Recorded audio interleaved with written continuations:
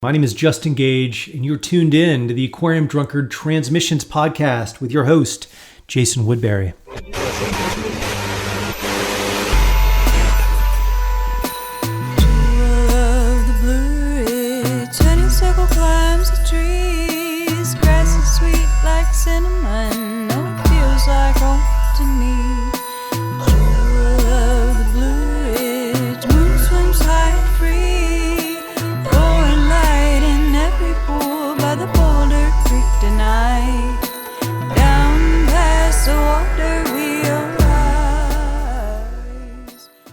Welcome back to another episode of Transmissions. It's so great to have you here. My guest this week on the show is composer, guitarist, and songwriter Sarah Louise. She's been on Transmissions before, back in the pre-weekly days. You can check that episode out in the archives. But she joined me this week to discuss her new album, Earthbow. Reviewing it for Aquarium Drunkard, Josh Moss wrote that though Louise is an incredibly gifted guitar player, Earthbow decenters the guitar, rendering it an integral part of a lush musical environment as detailed and sensory as a blooming forest looks from within. I think that's a nice way to think about what Sarah accomplishes on Earthbow. She really does evoke the interconnectedness of nature, and we got into that in this conversation, really dwelling on the relationship between creativity and spirituality, and we had a lot of fun together. I think you'll notice that through the abundant laughter that you'll hear on this episode. So let's head into my conversation with Sarah Louise, but first, a reminder that we are supported by our Patreon pledgers, so head over and check out Aquarium Drunkard on Patreon. We drop new episodes every Wednesday, available wherever you get podcasts, and we've always got the episode available for download, along with show notes and a transcript over at Aquarium Drunkard, so check it out. I'll speak with you a little bit more on the other side. Here's my conversation with Sarah Louise.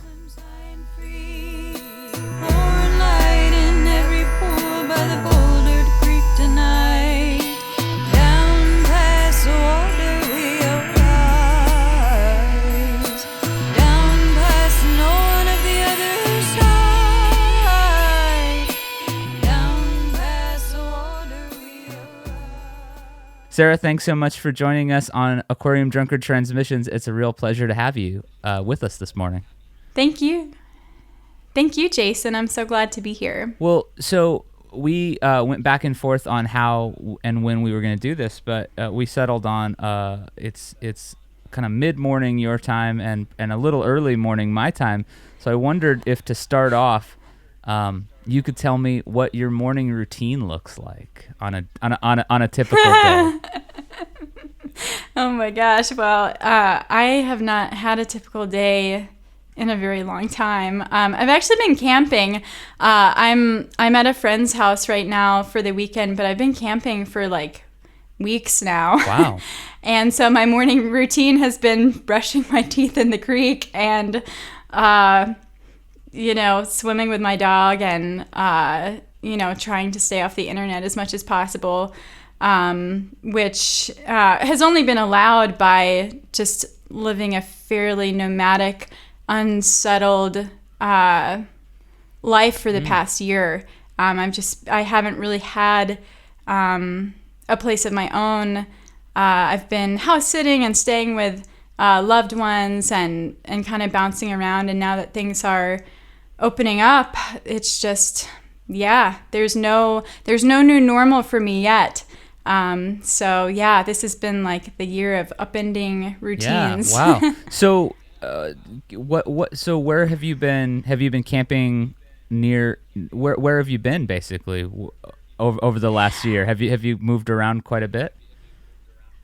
Yeah, it's all been in the southeast, but yeah, I've been camping in North Carolina, like very close to where I've been for a long time, and which is definitely like my spiritual home. But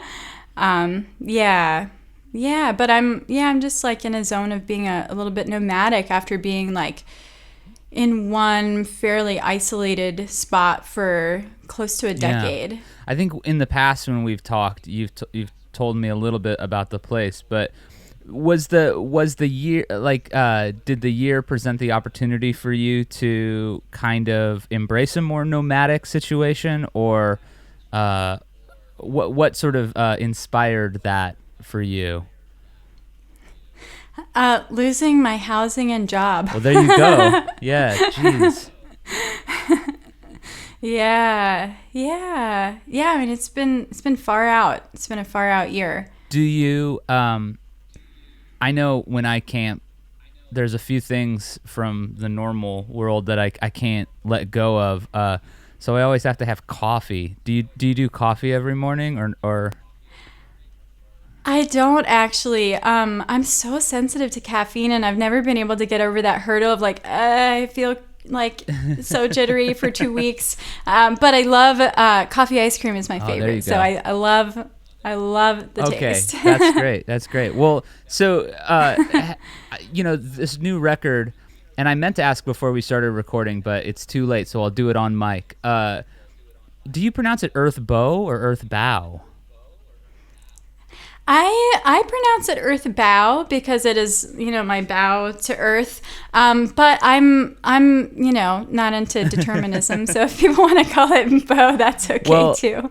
I think they're both cool. Well, it's such an incredible record, and it's such an interesting record. I have been a fan of your work for a long time, and there have certainly been these moves towards more electronic and a little bit more abstract expressions, and on this album it just feels like I can't come up with another word other than it sort of feels like it bloomed. Aww. Like there's this thing happening on this album that it's so joyful and it's so exciting and it's so celebratory. Really, I feel like there's a magic to the record, and I wonder if the word magic sits comfortably for you. Oh yeah, magic is real, 100%. Yeah. Is your relationship with the land and with the earth your primary sort of avenue for exploring the kind of maybe magic that we're talking about? Yeah. I mean, my relationship with the earth goes back from, my little childhood. And I always had this sense that there was something that was not evident from our phenomenal world, that there was more to it. And just having experiences in nature, basically, like, there's so many energies coming at us continually that are very strong and forceful, that keep us separate from the earth. A smartphone, for example, that's a very strong energy. Social media, it takes over your brain. And when those strong energies are coming at you, the subtle energies of the earth and our bodies they just completely get lost. And so we've been told this lie that that magic doesn't exist, and that the spirit world doesn't exist, that the earth isn't conscious. Those are all lies that are perpetuated by capitalism, and it's like the survival mechanism. It both allows it to exist, and it's a natural result of it. And nature is amazing. And so really I'm in a place of being in collaboration with those energies, and just practicing every single day, reorienting myself to those energies so that I can be in deeper relationship. There's so many directions that we could take things from here, but I think I'll start off by asking, you mentioned that part of what you're up to is staying as far away from social media as possible. When it comes time to promote a record and talk about a record and do interviews about a record, it requires engaging with that side of things. Having removed yourself a little bit more from it, how did it feel, or how does it feel now when you're sort of engaging with let's say something as benign as, well, it's not always benign, Twitter or whatever. How does it feel to sort of re-enter that and have to use it as a tool for explaining to people what this work is, which is obviously rooted in things that are more, tied to those subtle energies that you're talking about? Yeah. I mean, album release week, I was literally like sending these posts from my tent. And so, I think I just wanted to put myself in a situation where I was just like surrounded by the loving presence of the earth and have that be as strong of an energy as possible as an antidote to it. But I love people too. I love connecting with people. I especially love this. I love talking. Social media, I think I've had to realize it's not a good platform of engagement. And so I'm actually, for a couple of years now, I've tried to have the courage to just like get completely off of it. And I'm starting to lay some groundwork of wanting to build something that can be a better way of engaging with people and building community, because I think it's so essential for us to support one another and have conversations through this shift that the world is going through right now. Because again, these systems, these toxic systems that are embedded in our lives that we're surrounded by are very, again, strong energies. And social media, so often, it's what people turn to when they're uncomfortable. It's what people turn to when they're bored. And I speak from experience. And so I've had to try to bring awareness to, okay, did something happen that's upsetting, and where am I orienting that energy? Is it social media, or is it to my body and to the earth, or something more nourishing? So I think we just have to sort of realize, like, what is social media? What is it? And what is it good for? And what is it not? And I think it tries to present itself as everything, but it's not. Well, it's a very limited way to have conversations. And it doesn't, typically social media doesn't reward nuance or deep reads or make a lot of space for learning sometimes. You know, it's a weird thing we're in, but nonetheless, I'm glad that you were able to kind of announce this to the world. This is the first record. Well, I think you've put some other stuff out on your own, but was this your first full length that you released independently? Yeah. I mean, not since I popped up Field Guide on Bandcamp for free like 6 years ago. Wow. Well, after a string of great releases on labels like Thrill Jockey, what inspired the decision to go purely independent? It sounds like that's almost like a theme of your last year. It's just you striking out on your own. You're like, I'm gonna go camp. I'm gonna put this record out. What inspired that shift, or what necessitated that shift? Yeah, I think it is very in alignment with where I'm at, of just wanting to move at my own pace, which is very slow. I'm very detail oriented and like to have a lot of spaciousness to reflect on things. I love Thrill Jockey. They are a fantastic label. I love everyone who works there. They've been really fair to me. I may work with them again. I don't know. So it's nothing personal as far as that goes. It's really just where I'm at, of wanting to do things myself, and I think in some ways I knew that I was interested in exploring music in a non-commercial context, which obviously this is not completely, but like I was able to have complete control over what went up on streaming sites and what didn't. And I'm doing a film collaboration, and just not having to ask anyone about how I use it. I just had this intuition that was going to be important, and that's still unfolding. I don't totally know the boundaries of that yet, but yeah, recorded music is so young, actually. And the vinyl format is, was it like the 20s or 30s, definitely the 30s. I'm like, when did wax cylinders end? But it's like it's a technology that is a great technology, but there's a lot of new technologies and also a lot of ancient technologies that relate to music. And so that's really, I feel like, what I'm moving into, of wanting to explore, like, what can music be outside of these formats that we're sort of expected to exist within. Yeah, that's really interesting.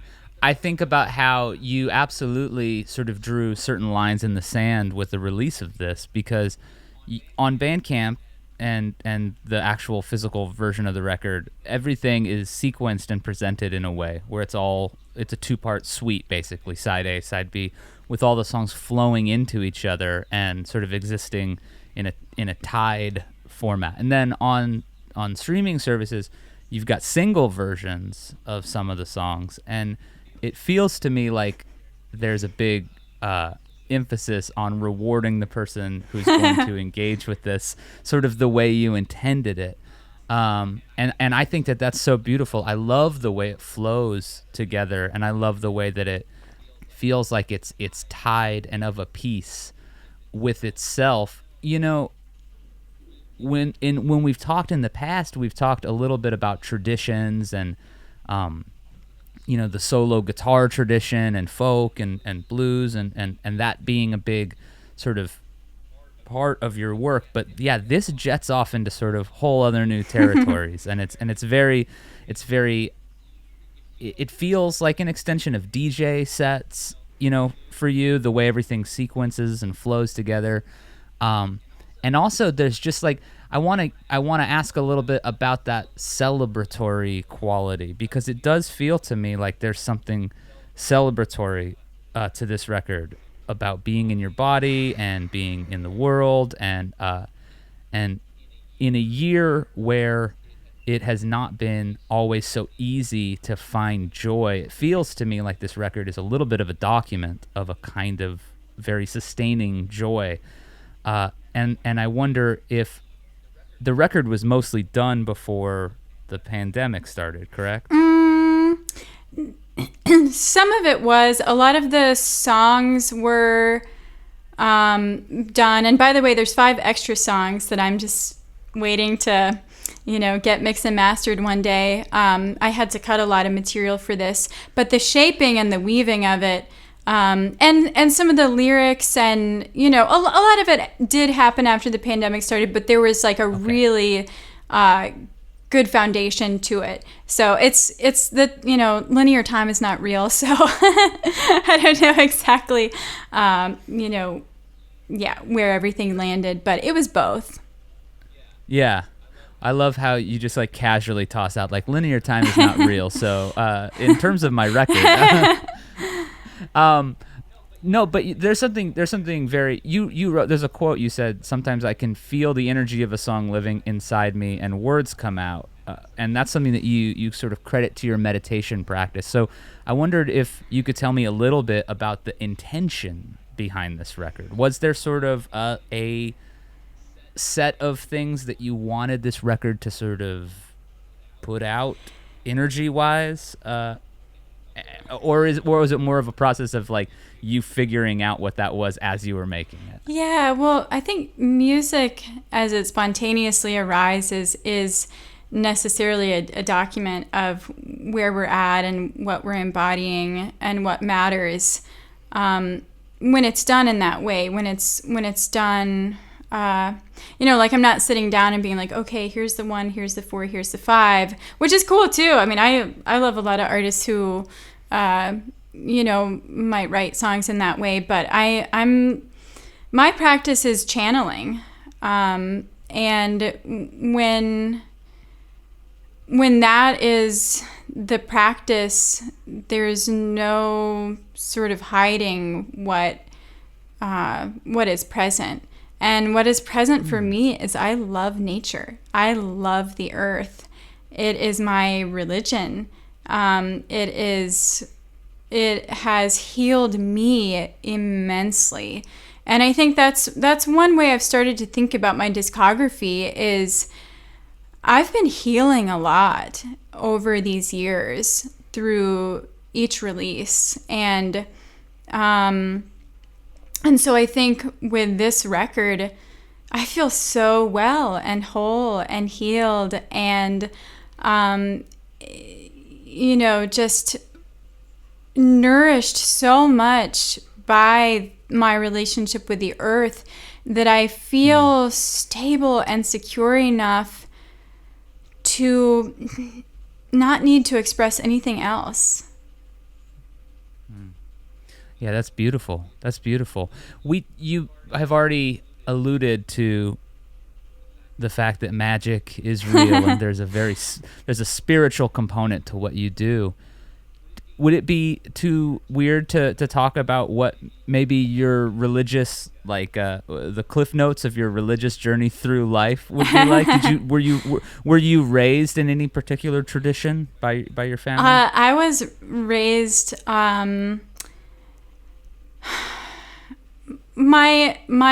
It's really interesting because my dad studied religion, but I think has this like sort of resistance to it. So like I went to church camp once as a kid just because my friend went. Like my parents didn't like, force me or need me to go, but I was like, oh, my friend's gonna be there and there's horses, There you go. Yeah, and I came back. It's really funny because, they would make you memorize Bible verses before you could eat breakfast, which looking back on it is like, oh my God, like it's so messed up. But it was out in nature and I really connected with nature. And I just remember having these experiences with nature, basically camping, and just landing with the idea of like, oh, there's more to it. And I came back like after a church camp, like spouting things like God is real, and I have this memory. I don't know exactly how it went down, but like my memory is that my dad sat me down and was like, oh, Sarah, God's not real, or like, just like, yeah. Yeah, wow. But my mom is also, kind of a mystical person in some ways, and would do the I Ching growing up and stuff like that. So, I'm being so detailed and rambly. I like told you all about my random church camp experience, but no, I love it. That's great. And then Buddhism has been like a touchstone for me, like starting in 10th grade, but I wasn't able to meditate. I like, my brain couldn't do it. And so I had to have some experiences that fostered that and allowed that to happen for me. Did music and meditation always coincide or overlap for you pretty much? I think music used to be the only space where I could meditate, and it was through the music. Sure. Like it was the only thing that would sort of calm my mind or still my mind. So I think, those early records, I did not have a meditation practice. And so it was just by the playing that locked me in to allow, myself to be very present. And yeah, as starting with Nighttime Birds and Morning Stars, the experience that resulted from also was the beginning of my meditation practice. And so, yeah, and this past year I've had a lot of time to practice, and that's really what I've used it for. So you mentioned that you feel like you're channeling, and I'm always so fascinated by that approach and by that sort of belief, because I feel like there is a certain,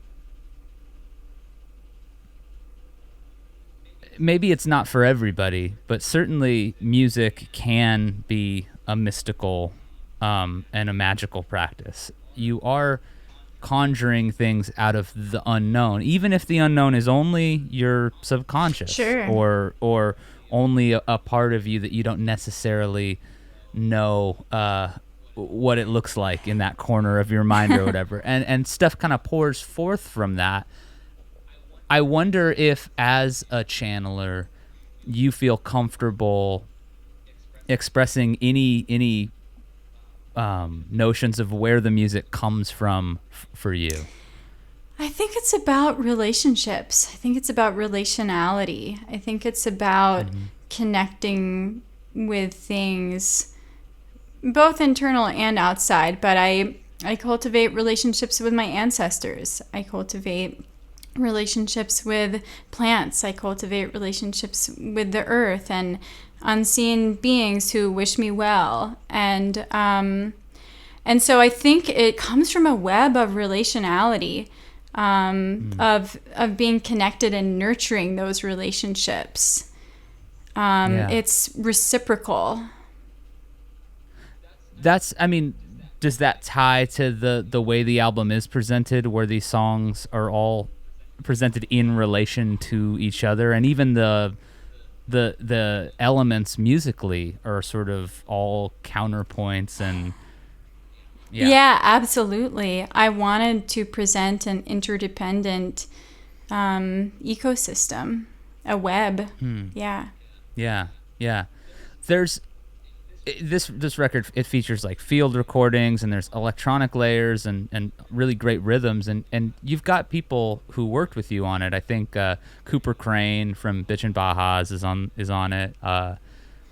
Is it Go Kurosawa? Tom Wen? I think I have. Yeah. Given that this music comes from such a spiritual place for you, I wonder, what kind of conversations do you have with your collaborators about where this stuff comes from, or do you not need to do that necessarily? No, I didn't need to. I mean, I think the beautiful thing about music is that it speaks for itself, and I wouldn't ask anyone to be a part of something I make if I didn't trust their ability to pick up on that. So, yeah. Right. This is obviously, it's a solo album, but it does feel like it's deeply collaborative in the presentation. I wanted to ask you a little bit about the influence of, you were recently featured in a New York Times article where they were talking about the expansion of the sort of post John Fahey, post whatever that kind of more narrow world is. You and people like past guests Marisa Anderson and Yasmin Williams, people whose work I really, really love. But I'm interested in the way you have really departed from a lot of those sort of traditional things and gone in various directions. But listening to this one, I definitely hear a strong affinity for R&B music and for almost like I'm thinking like 90s R&B. Oh my God. Like, so when I sometimes whenever I get you got me. You got me pegged. Okay. So I can't believe this it. is that's really funny because like I never know if anyone's gonna hear that, but like I'm obsessed with 90s R&B. Well, whenever I get bored, I don't know what's the expression. If you're bored, then you're boring. So I try not to get bored. But when I do, sometimes I'll turn on. We have a channel on our TV. It's MTV Classic. Whoa. And at night, a lot of times they'll just show. It's called like 90s block or Whoa. something. And the other night I watched it for like I'll watch it for like 20 minutes and just like it's like my childhood memories on shuffle.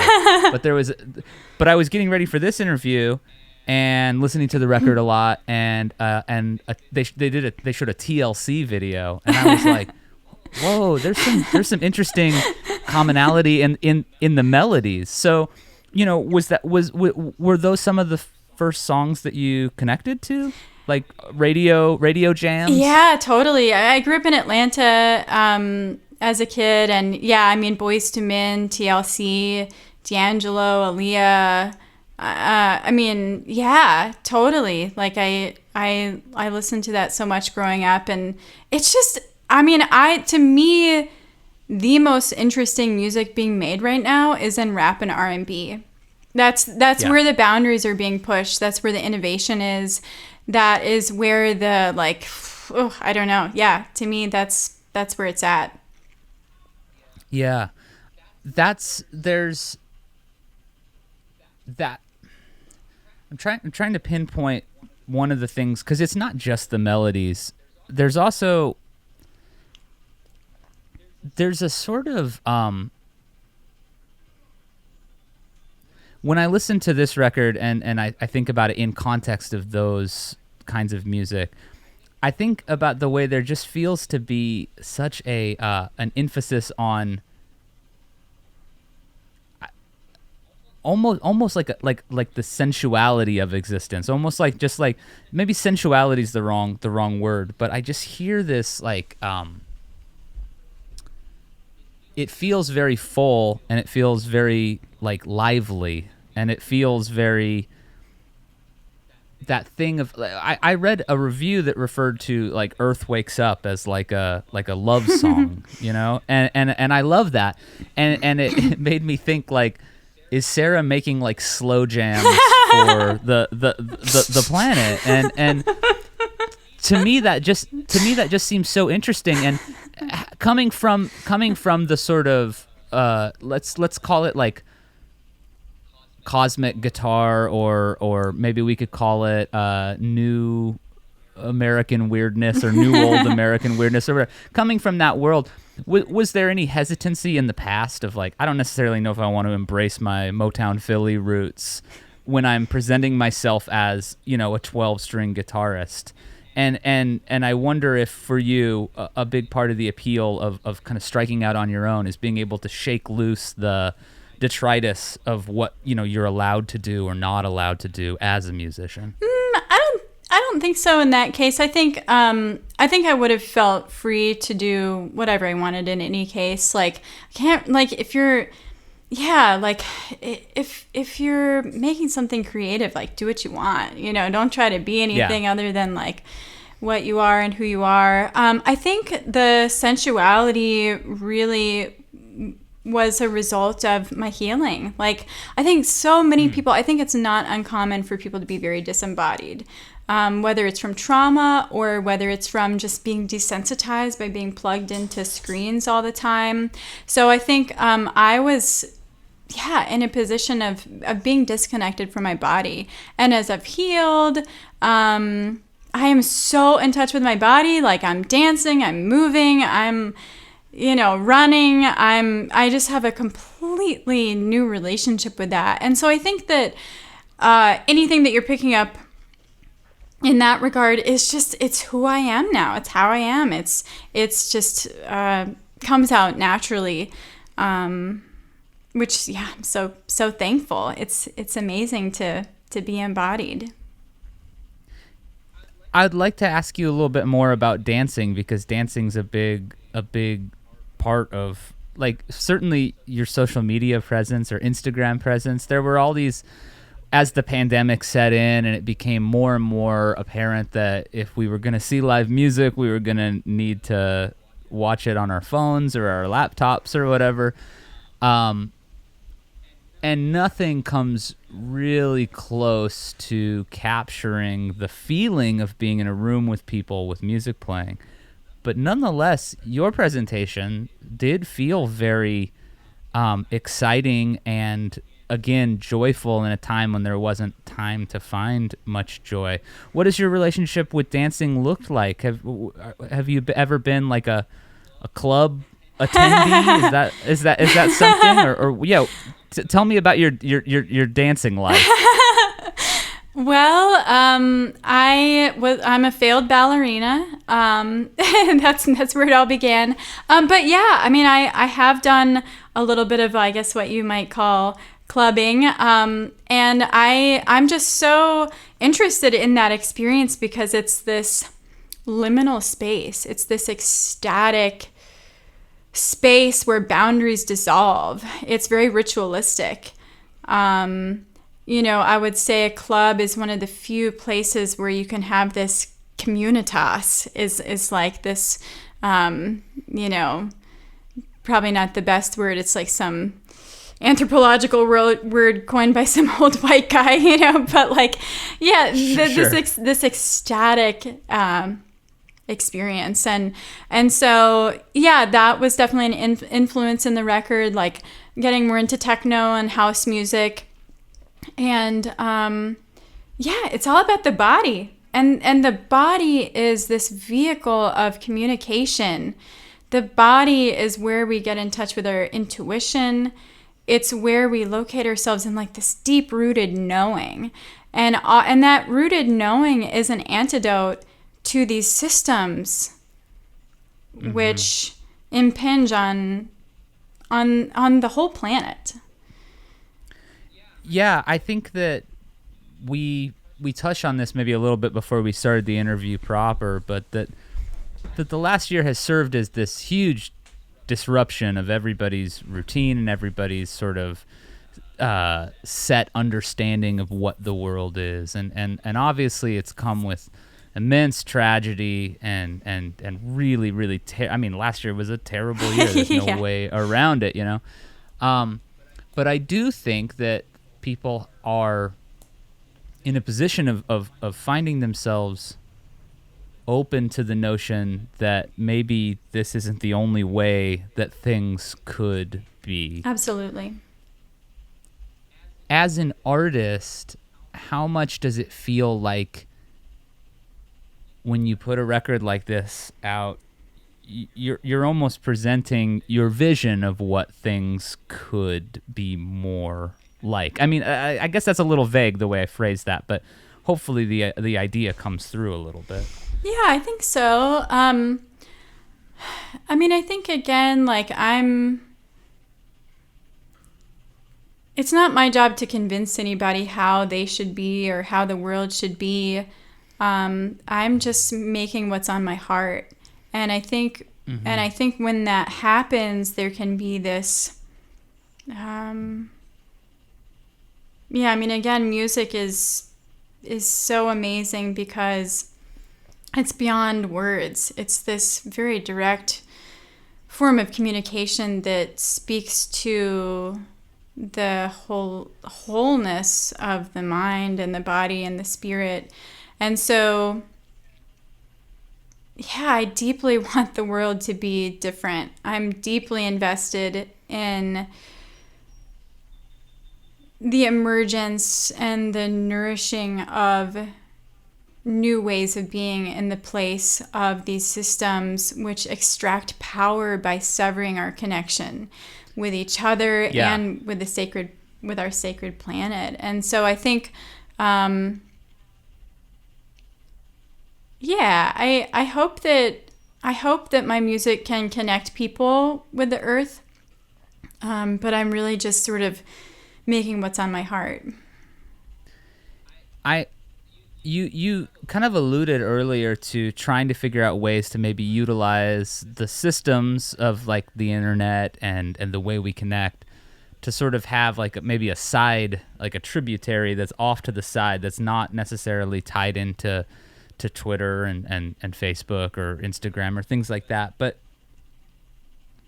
how much I also read in at least one piece where you expressed the idea that you'd like to maybe start offering meditations and things like that.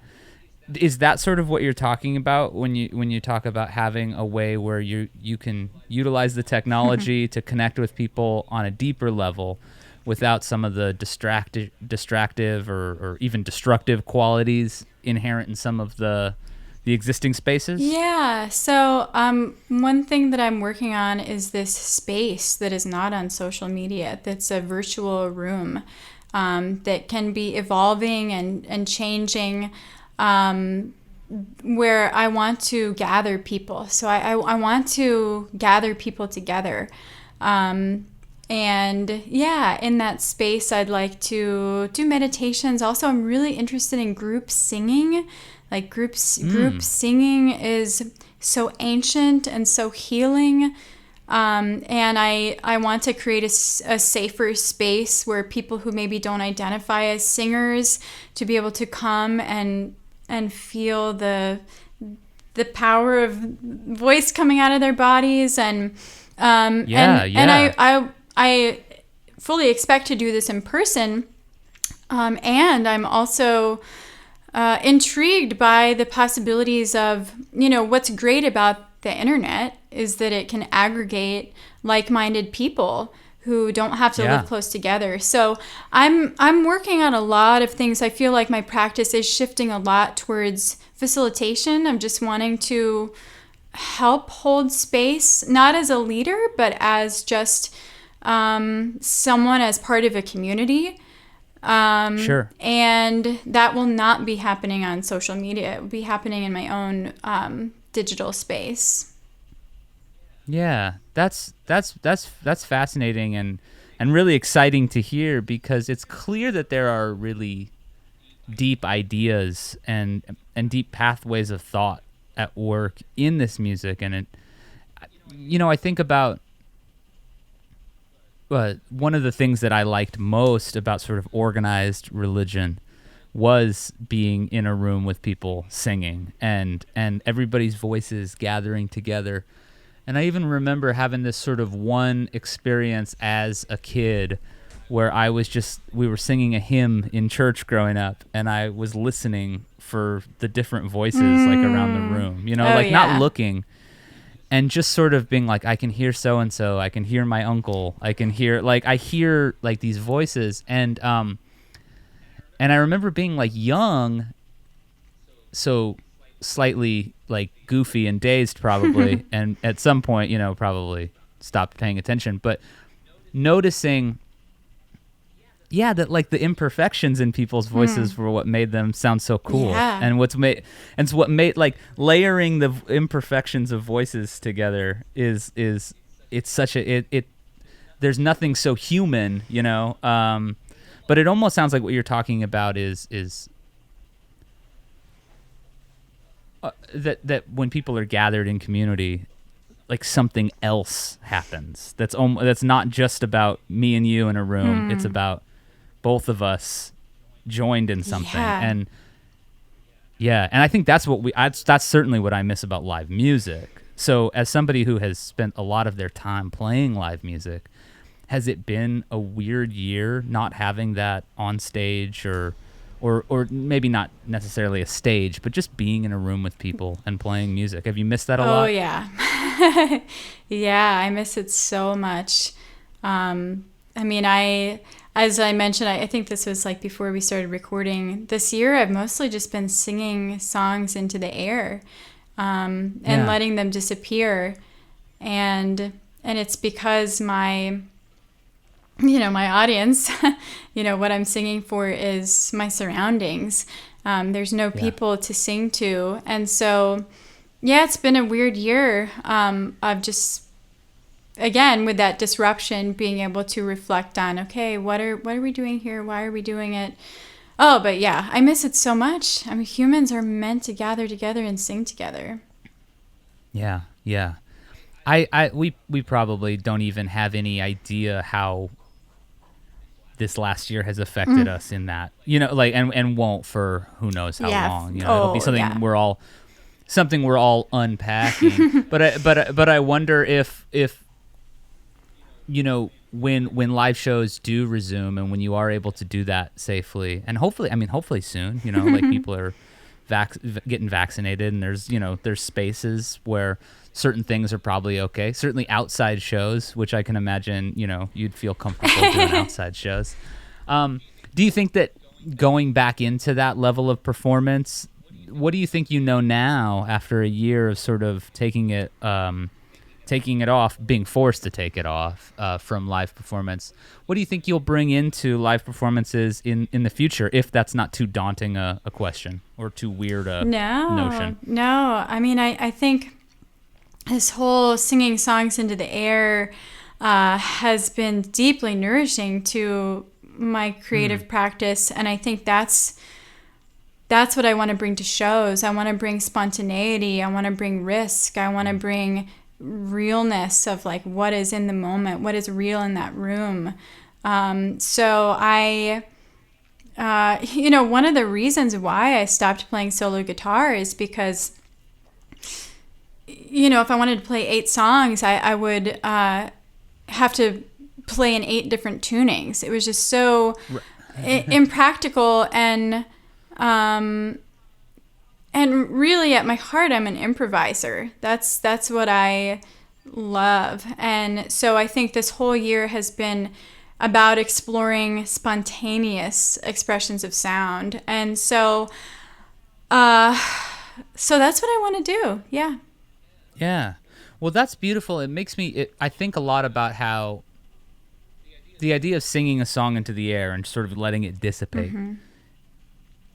is obviously tied to the fact that sounds come and sounds go, and the attraction to certainly recorded music, is about capturing that moment. But the more I think about music, the more I become slightly less I don't know if captured is the right word, because you're not really capturing that moment. You're capturing sort of a representation of it. You're capturing maybe a sliver of it. Right.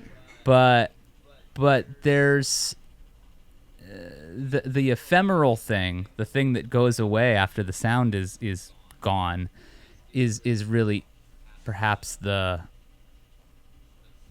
root thing. And so when it comes to recordings, this record feels like there's a lot of freedom in not being beholden to the real live moment, but almost like you're evoking the bigger feeling by using this electronic manipulation and delay and all of that stuff. I wonder if you could tell me a little bit just about how, as an album, you sort of sequenced this and thought about the suite like nature of it, of kind of going in and out, and how these songs, how did you know where to put the songs in order? How did the order present itself? There we go. That's a question. Yeah, well, I want to touch on what you were saying before, because I think it's so well expressed that there's a difference between ephemeral musical expressions and a representation of that. And one thing that I really was important to me was to capture spontaneity within this also hyper arranged thing. So all of the loops that I began with were just studio improvisations and jams, and I didn't try to chase those and learn how to play them and get the perfect recording of them. It was very spontaneous. Jamming on my synthesizer, making a loop, layering it. So there was a lot of spontaneity that I wanted embedded in it, sort of the energetics of that spontaneity I wanted to live inside the album. And also, it's also painstakingly constructed. And the sequence of things, that was really the hardest part, because this record is so much an articulation of my belief that music is alive. That's sort of that's really my life's work. Part of it is exploring music as this living entity with consciousness, and it's its own thing. I was actually I got to interview Archie Shepp again a few days ago, and we were talking a little bit about that, how these songs, they have their own agency and their own consciousness, and so it was really hard to decide to make a set order, because when I was performing live, it would be very fluid, very improvisatory, blending different samples from different songs. I just sort of learned the language of my samples so that I could improvise with them. And the songs can go in many different orders. And so just deciding to make a record was kind of a hurdle, because it did in some way go against, it felt like making a static artifact out of something that was meant to evolve. Sure. And so that part of it was like a Rubik's Cube. It was I definitely had to use my analytical mind. lots of trial and error to find the, what felt like the best way to make everything sort of touch and connect. Yeah. Well, I love that. I love the idea of almost having to negotiate with the songs themselves. Like, all right, so where are you gonna go? Where do you belong in the sequence for what we're trying to do here? Yeah. I was definitely going to ask about Archie Shepp. One of my favorite things that we've done is you interviewed Archie for Aquarium Drunkard and have since interviewed him again, and I was very struck by the part of the conversation where you did focus in on music as a conversation with ancestorship, or with ancestors, and Archie was discussing his father's music and how that was a huge, just a part of who he was musically. Do you feel like as a musician, how do you I think this is maybe a little bit of a weird, hopefully it's not too weird. Hey, look who you're talking to. Do you feel like when it comes to ancestors, musical ancestors, do you feel like you get to sort of select them or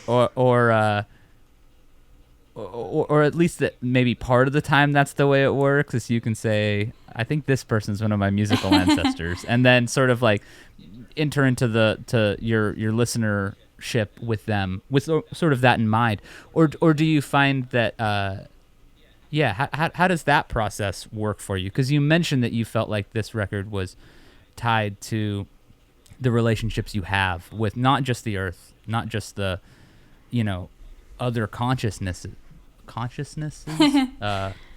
but ancestors. I wonder if you could tell me about them. Well, I think, it's interesting. I hadn't thought about it in terms of musical ancestors.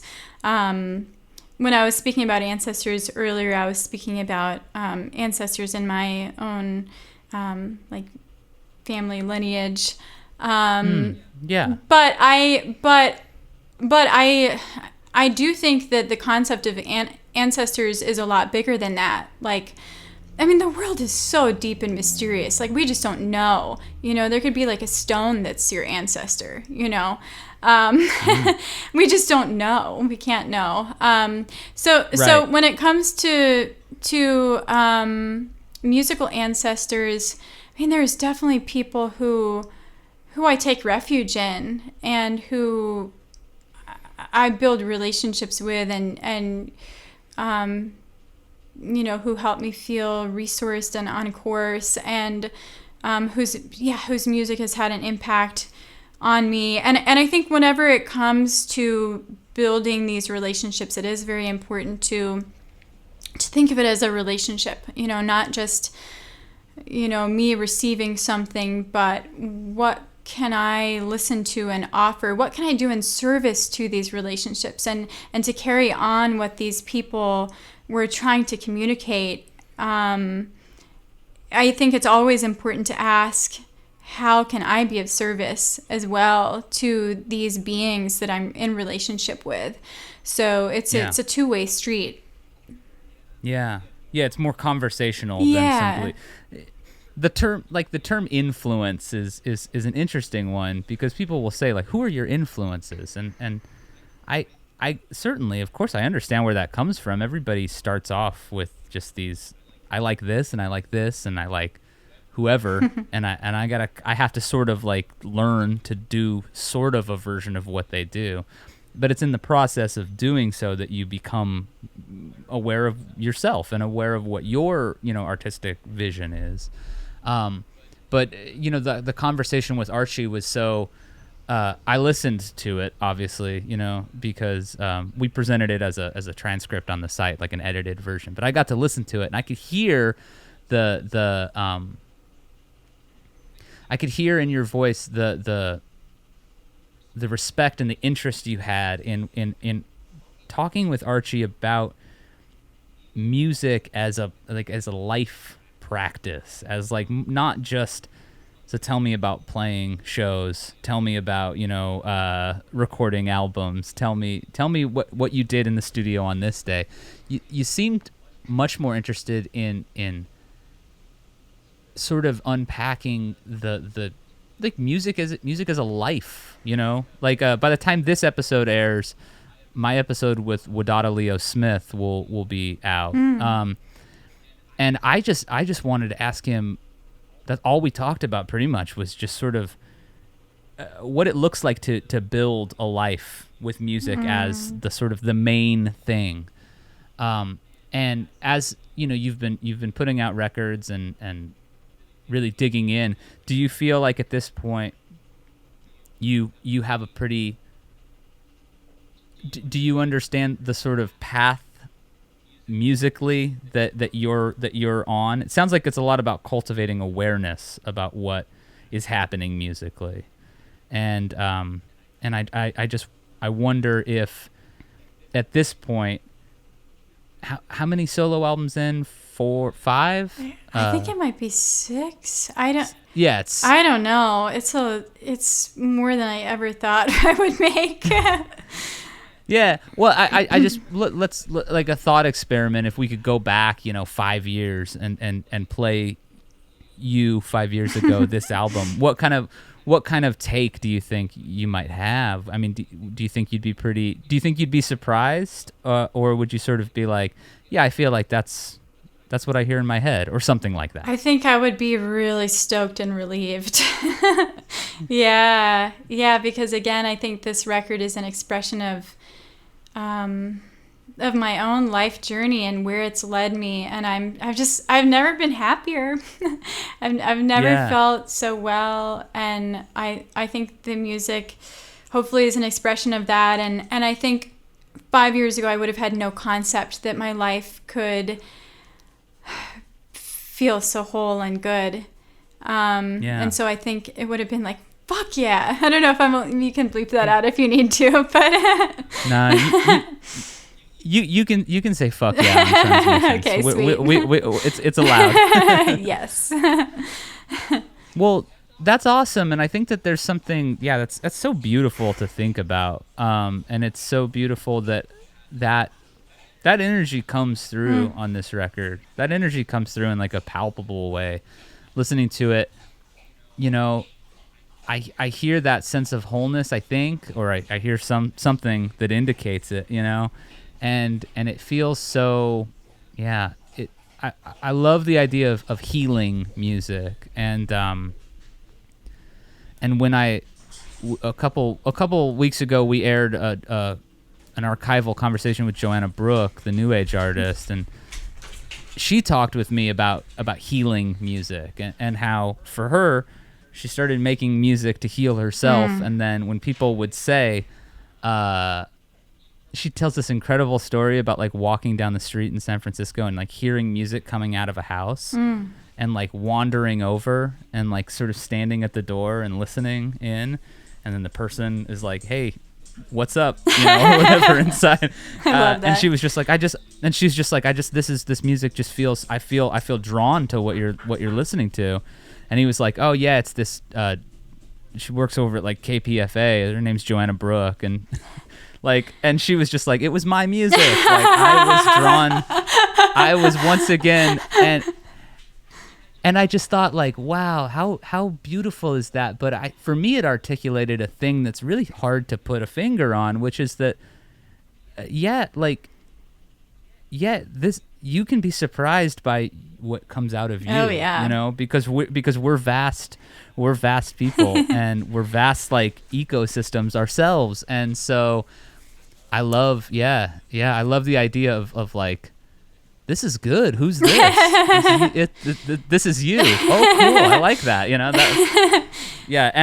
I this record, Earthbound, makes me think about that because it's a similar energy to it, and I love that this is where things have led you, or the path that you've embarked on. So I appreciate you taking the time to chat with me about it. Oh yeah, it's been so good. I mean, it feels really nourishing to be able to document this and to share this. And I thank you so much for being so thoughtful and talking with me. Deer at dusk, buzzard at dawn, big old frog singing in the pond. Earth wakes up. Deer at dusk, buzzard at dawn, big old frog singing in the pond. Earth wakes up. Earth wakes up. That's going to do it this week. Thank you so much for tuning in, and a huge thanks to Sarah Louise for joining me. You can find her album Earthbow out now. She put it out herself, and it's streaming. Some of the single versions are streaming, but you're going to want to head over to Bandcamp and hear the real thing, or even better, get a copy direct from Sarah. It's one of my favorite albums of the year, and I really appreciate her taking the time to discuss it with me here on Transmissions. I'm Jason Woodbury. I write, host, and produce the show. Our audio is edited by Andrew Horton. Sarah Goldstein and Jonathan Mark Walls help out creating visual assets, and this week's conversation with Sarah was transcribed for the site by Ella Fortney. Our executive producer and main man at Aquarium Drunkard is Justin Gage. Check out his weekly show on Sirius XMU, 7 p.m. California time, The Aquarium Drunkard Show. He established AD back in 2005, which means we're going on 16 years. 16 years of only the good shit. If you're so inclined, you can leave a rating and a review of this podcast wherever you listen to it. Helps folks find the podcast, but even better, you can just send your friends a link and suggest specific episodes that they might dig. I appreciate that. If you want to let me know what you think of the show, you can find my contact info over at Aquarium Drunkard. Drop me a line and let me know who you'd like to hear on the show, or maybe what you'd like to hear less of. We'll be back next Wednesday with another conversation. I'm really excited about next week's show. I'll be joined by director, artist, and musician Jim Jarmusch to talk about, well, a lot of stuff. I'm really excited for you all to hear my conversation with Jim. That'll be next Wednesday. Stay safe until then. Appreciate you dropping by. And we'll speak soon. Thanks for tuning into Transmissions.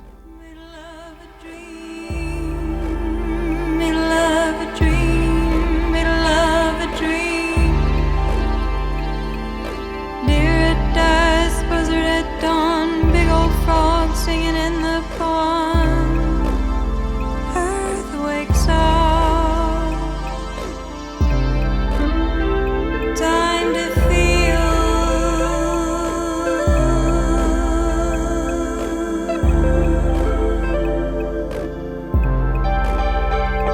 Time to feel.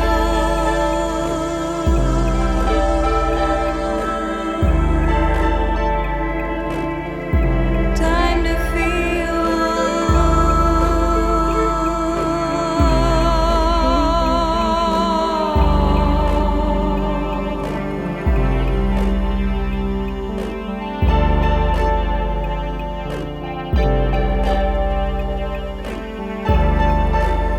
we feel the land, it touches back, a song recalled from distant past. Earth wakes up.